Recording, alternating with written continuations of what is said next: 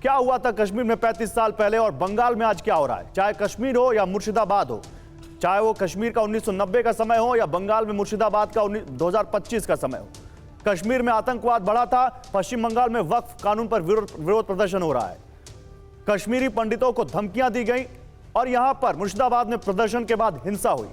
कश्मीर में आतंकियों ने घर छोड़ने को कहा, मुर्शिदाबाद में हिंसाग्रस्त इलाकों से हिंदुओं का पलायन हुआ। कश्मीर में कुछ डेटा ये कहते हैं कि 3 से 4 लाख कश्मीरी पंडितों ने घाटी छोड़ दी और यहां भी 500 लोगों ने मालदा में शरण ली मुर्शिदाबाद को छोड़कर। तो मुर्शिदाबाद, कश्मीर टू मुर्शिदाबाद, अब ये बहुत बड़ा सवाल उठाया जा रहा है कि क्या हिंदुस्तान में हिंदुओं के साथ यही होगा।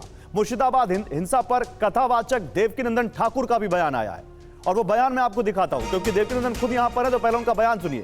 हिंदू अपने देश में भी सुरक्षित नहीं, ये कहा उन्होंने। 1947 में हम पाकिस्तान से भागे, अब हमें बंगाल से भी भागना पड़ रहा है, ये कहा देवकीनंदन ठाकुर ने। देखिए, हमको बहुत कष्ट है, इस बात का कष्ट है कि हम लोग हिंदुस्तान में भी अपने आप को सुरक्षित महसूस नहीं कर रहे हैं। आप ये समझिए कि हम लोग 47 में पाकिस्तान से भागे हैं और फिर 90 में हम लोग कश्मीर से भागे और अब हमें बंगाल से भी भागना पड़ रहा है। हम बांग्लादेश से ऑलरेडी कुछ ही महीने पहले भागे और फिर हम लोगों को बंगाल से भागना पड़ रहा है। हमें इस बात का अफसोस है कि हम जब भागते हैं और हमें जब दुख होता है तो कोई भी एजेंसी हमारे बारे में सोचती नहीं।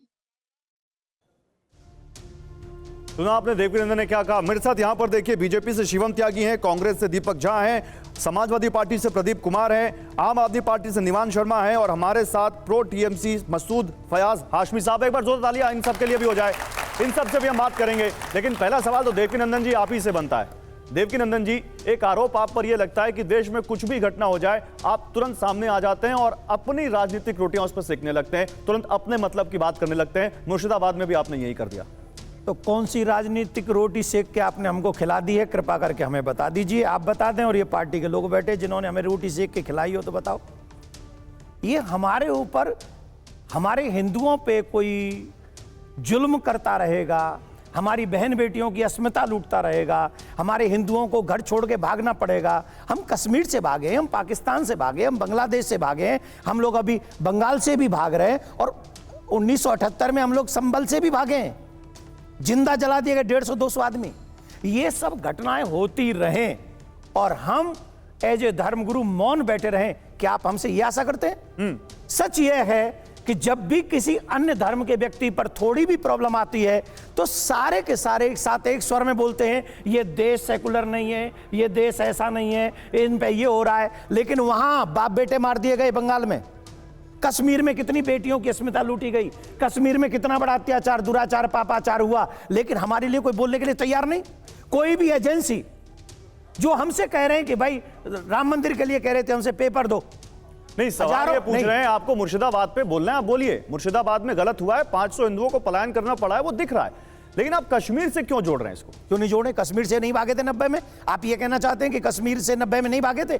कौन ये कहेगा भागे थे कि नहीं भागे थे? बांग्लादेश से भागे कि नहीं भागे? पाकिस्तान से भागे कि नहीं भागे? तो अगर हकीकत को भी हम बयान न करें तो फिर क्यों है हम? फिर तो आप हमें मरा हुआ घोषित कर दीजिए ना। हम हर मुद्दे पे बोलेंगे जहां हिंदुओं को नुकसान होगा। ये हिंदुस्तान हमारा है, ये हिंदू हमारे हैं और इनके लिए बोलने का अधिकार हमारा है। दीपक, क्या कहना है? बोलेंगे तो कौन बोलेगा? कांग्रेस पार्टी के ऊपर एक आरोप यह भी लगता है कि कांग्रेस पार्टी के नेता मुर्शिदाबाद हिंसा को लेकर ज्यादा कुछ बोल नहीं रहे, खासकर आपके नेता राहुल गांधी के ऊपर यह आरोप लगता है। दीपक, देखिए, बंगाल के जो हमारे नेताजी हैं अधीर रंजन जी, उन्होंने स्पष्ट शब्दों में कहा है कि क्या केंद्र की सरकार धृतराष्ट्र बनी हुई बैठी हुई है? जब से द्रौपदी का चीरहरण हुआ था, भीष्म पितामह बैठे हुए थे। अगर बंगाल में हिंदुओं के ऊपर अत्याचार हो रहा है, मुसलमानों के ऊपर अत्याचार हो रहा है, बंगालियों के ऊपर अत्याचार हो रहा है, हिंदुस्तानियों के ऊपर अत्याचार हो रहा है, तो माननीय नरेंद्र मोदी एक सवाल यह पूछा जा रहा है दीपक कि हिंदुओं पर अत्याचार होगा तो अधीर रंजन चौधरी बोलेंगे और मणिपुर में अगर कुछ होगा तो राहुल गांधी वहां पर बोलेंगे।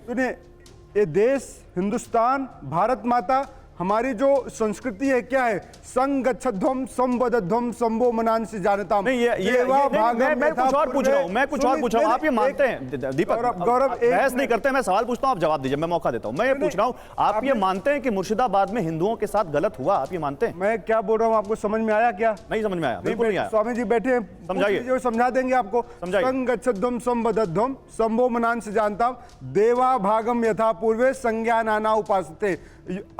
ऋग्वेद में कहा गया है कि हम सबका मन एक तरह से मिले, हम एक तरीके से चले। इस राष्ट्र की उन्नति के लिए सभी अपने मनोविकारों को दूर करके एक साथ चले। आप देवकीनंदन ठाकुर जी की बात से सहमत हैं जो ये कह रहे हैं? मैं कह रहा हूं, जो इस राष्ट्र का विकास चाहेगा, जो इस मातृभूमि की रक्षा चाहेगा, वो मेरे से सहमत होगा, स्वामी जी से आप इतना सब घुमाइए मत दीपक, सीधा सवाल दीजिए। दीपक क्या मुझे कांग्रेस के प्रवक्ता ये बताएं, मुर्शिदाबाद में जो देवकीनंदन ठाकुर का स्टैंड है उससे आप सहमत है या नहीं? नहीं, मैं मानते हैं कि हिंदुस्तान में हिंदुओं के साथ गलत हो रहा है? देखिए, मेरा धर्म गुरु जी से सवाल नहीं हो सकता, मेरा इस राष्ट्र के राष्ट्र प्रधानमंत्री से सवाल होगा, देश की कानून व्यवस्था संभालने वाले लोगों से सवाल होगा। किसी मुद्दे पर कोई स्टैंड तो होगा। सवाल करूंगा नहीं, मैं उनसे क्यों सवाल करूंगा? उनसे मत सवाल करिए, मैं उनसे सवाल करने को कह नहीं रहा हूं।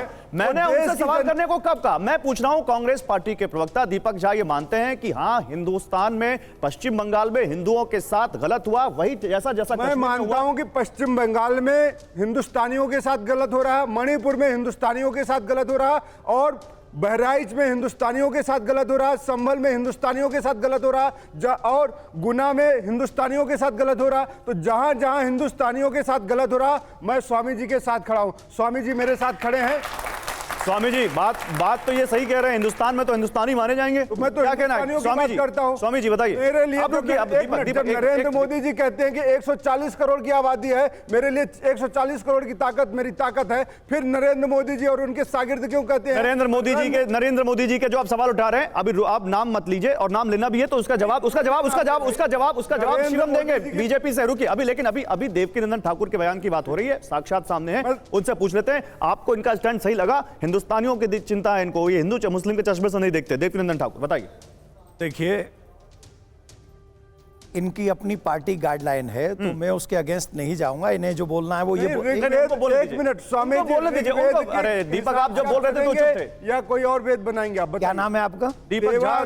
देवा भागम यथा, दीपक जी मेरी बात सुनिए। नहीं, देवा भागम यथा पूर्वे संज्ञा नाना उपासते, क्या कहता है? इसके आगे का मंत्र कौन सा है? आप बताइए ना, मुझे नहीं पता, लेकिन मेरे को जो राम पता है, जो कृष्ण पता है, जो सारे देव एक हैं। दीपक अभी आप धर्म गुरु के बोल रहे थे कि मैं उनसे सवाल नहीं कर सकता, तो उनके सम्मान में उनको बोलने भी तो दीजिए। मैं बोलने दीजिए। देवकीनंदन बोलिए। बोलूं?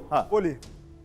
जिन लोगों ने बंगाल में हिंदुओं से ये कहा है कि इन पुलिस वालों को चले जाने दो, तब तुम्हारे साथ खून की होली खेलेंगे, क्या वो भी आपकी तरह वेद को मानते हैं, जिस वेद मंत्र को आप उच्चारण कर रहे हैं? क्या वो मानते हैं? मैं आप ही से पूछ रहा हूं, बता दीजिए। आप दूंगा, आप दे दो। इस देश को ये बताइए आप कि सरिया से चलाएंगे कि रामायण से चलाएंगे? एग्जैक्टली वही पूछ रहा हूं मैं आपसे। मैं आपसे पूछ रहा हूं यही। संविधान से चलेगा देश? संविधान में जो लोग बैठे हुए हैं सुप्रीम कोर्ट को गाली देते हैं। अच्छा मेरी बात सुनिए। सुप्रीम कोर्ट के जज को, अरे वो राजनीतिक बात मत करिए, गाली दी है क्या? राजनीतिक बात नहीं कर रहे, अभी मुद्दे पे रहते हैं। अभी आपसे पूछ रहा हूं, वो मुद्दा नहीं। एक मिनट दीपक, आपने एक बात सवाल का जवाब दे दिया, अब उनका बोल लेने दीजिए, क्योंकि और भी पैनलिस्ट हैं। देवकीनंदन की बात पूरी कीजिए। आपने बात सही कही कि सरिया से नहीं चलेगा, और न रामायण से। हम रामायण आस्था का विषय, संविधान से चलेगा ना? चलाने की बात कर, संविधान से चलेगा ना? बिल्कुल संविधान से चलेगा। तो क्या संविधान ये कहता है जहां पर वो लोग बहुसंख्यक होंगे तो वो हमें मार के भगा देंगे, वो हमारी बहन बेटियों का अपमान करेंगे, वो हमारी बहन बेटियों को घर से खींच ले जाएंगे? ये संविधान उन्हें परमिशन देता है क्या? देता है क्या? नहीं देता ना? नहीं, मैं पूछ रहा हूं। बिल्कुल नहीं देता। मैं पूछ रहा हूं, बिल्कुल नहीं देता। जस्ट सुनो, जस्ट लिसन प्लीज। सुन लीजिए दीपक, सुन लीजिए। संविधान जितना राइट उनको देता है ना उनकी सुरक्षा कर पूजा का, उतना ही संविधान मुझे भी, this is my fundamental right. और यहां कोई भी व्यक्ति कितनी भी बड़ी संख्या में हो किसी भी जगह पर, वो मेरी बहन बेटी के ऊपर आंख तिरछी करके नहीं देख सकता। बहुत अच्छी बात, नहीं देख सकता वो।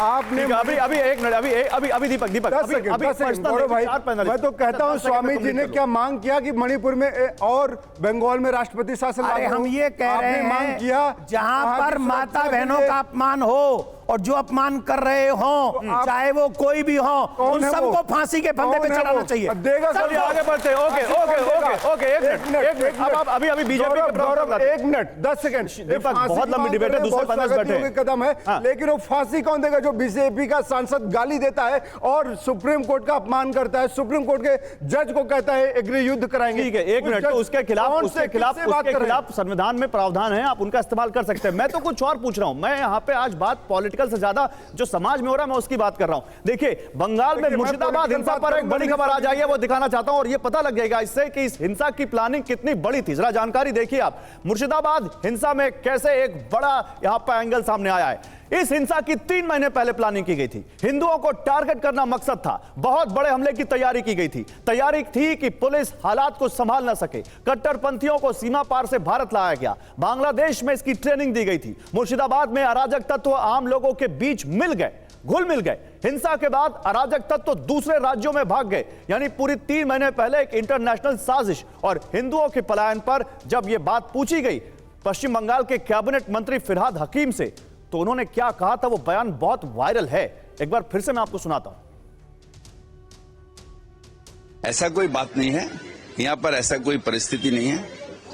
बंगाल से बंगाल में ही जा रहे हैं, तो बंगाल सुरक्षित है बोल के देख जाएगा सारी जगह जा रहे हैं। ऐसा कोई बात नहीं है, यहाँ पर ऐसा कोई परिस्थिति नहीं है। बंगाल से बंगाल में ही जा रहे हैं, तो बंगाल सुरक्षित है बोल के देख जाएगा सारी जगह जा रहे हैं। तो देखिए, फिरहाद हकीम है, ममता बनर्जी की सरकार में मंत्री हैं। देवकीनंदन जी सुनिए, हम दोनों तरफ की बात दिखा रहे हैं, हम एक तरफा बात नहीं कर रहे हैं। वहां की सरकार यह कह रही है कि ऐसा कुछ नहीं है, बंगाल से बंगाल में ही तो गए, कौन सा बड़ा पलायन हो गया। गुजरात में क्या हुआ था, तब तो सब लोग चुपचाप बैठे हुए थे। देवकीनंदन जी देखिए, एक बात सुनिए, रामायण में एक बात कही है, सोचिए नृप जो नीत नहीं जाना, जिहि न प्रजा प्रिय प्राण समाना। वो राजा सोचनीय है जिस राजा को राजनीति नहीं आती और जो अपनी प्रजा को अपने पुत्रवत प्यार नहीं करता, उसे सुरक्षा प्रदान नहीं करता, वो राजा सोचनीय है। और मुझे दुख है इस समय बंगाल की जो चीफ मिनिस्टर हैं वो ममता बनर्जी हैं, वो हिंदू हैं, और हिंदू होने के नाते हिंदुओं पे अत्याचार हो रहा है, दुराचार हो रहा है, बहन बेटियों पे हो रहा है। चलो पुरुषों पे थोड़ा बहुत हो, लड़ाई दंगा हो जाए, सड़क पे 2 जने लड़ जाएं, इट्स ओके, वो सहनशील, वो किसी पे हमला। दीपक बीच में नहीं, Deepak be a good debater and be a good listener also please. किसी पे ओके नहीं बाकी लोग भी हैं, दीपक बाकी लोग भी हैं, आप अपनी बात कंप्लीट कर दीजिए। दीपक, मैं आज तक आपके लीडर पे भी कोई गलत टिप्पणी नहीं करता, तो ये संस्कार नहीं है कि जब मैं अपनी बात रख रहा हूं तो आप बीच में बोल रहे हैं। संस्कारों की बात, लेकिन जब आप बोलेंगे तब मैं नहीं बोलूंगा। आप मेरे संस्कारों को बाद में जज करिएगा, पहले देश की बात करते हुए आप ये नहीं कह सकते पुरुषों पे हमले हो जाए, महिलाओं पे नहीं होने चाहिए। हमले किसी पे नहीं होने चाहिए। भाई साहब कैसी बातें करते हैं। ठीक है, अब उनकी बात हो जाए, कहीं नहीं होना। अरे अब उनकी बात हो जाए। दीपक ऐसा नहीं होता है। Deepak please, Deepak I request you please, जैसे बातें कर रहे हो पुरुषों में आपस में हो सकता है, लेकिन स्त्री हमारे लिए बहुत महत्वपूर्ण होती है। हमारे लिए भी। और महाभारत देवकीनंदन जी अपनी बात करते जब उत्तर प्रदेश में जब ये बोलेंगे ना, नॉट द वे, आप सब बैठे हुए, this is not the way, आपको बोलने का मौका मिलेगा प्लीज। उनकी बात हो जाए, एक एक करके बात करते हैं ना सबसे, और भी लोग तो बोलेंगे। रामायण का युद्ध भी एक स्त्री के सम्मान के लिए हुआ था, महाभारत का युद्ध भी एक स्त्री के सम्मान के लिए हुआ था, और हम लोगों के लिए देवियां बहुत महत्वपूर्ण हैं। और इसलिए किसी को भी अधिकार नहीं है कि वो उनके घरों में जा जाकर पत्थर फेंके और उनको ये कहे कि ये खूनी होली हम बाद में खेलेंगे। हाउ डियर टू से दिस। और वो भी चीफ मिनिस्टर चुप बैठी रहेगी। मैं निवेदन करूंगा उस चीफ मिनिस्टर को, जाए उन महिलाओं की उस कंडीशन में कम से कम 5 दिन बिताए, और उसके साथ आप नहीं बोलेंगे, उसके साथ बोलेंगे समाजवादी पार्टी, उसके साथ लोगों नहीं होना चाहिए, और जाके बिताए 5-10 दिन वहां, पता चल जाएगा उन्हें। ठीक है, एक दीपक नरेंद्र भाटी, एक प्रदीप भाटी हमारे साथ। महाभारत जो हुआ महिलाओं के सम्मान की खातिर हुआ। अरे ऐसे पुरुष समाज में बैठे हुए जो महिलाओं को जुआ में, दीपक सारा ज्ञान आप ही को है, दीपक सारा ज्ञान आप ही को है। उन पुरुषों के लिए भी कुछ बोलिए, इसीलिए मैंने कहा न पुरुषों पे हमले चलेंगे ना ऐसे पुरुष इस समाज में चलेंगे जो महिलाओं को दांव पे। प्रदीप कुमार जी, प्रदीप भाटी हमारे साथ है, समाजवादी पार्टी के प्रवक्ता है, और समाजवादी देवकीनंदन जी अभी रुक जाइए दीपक, आप ही को सारा ज्ञान है दीपक, दूसरे लोगों को भी ज्ञान है, उनको बोलने दीजिए, उनको तो काउंटर करने दीजिए।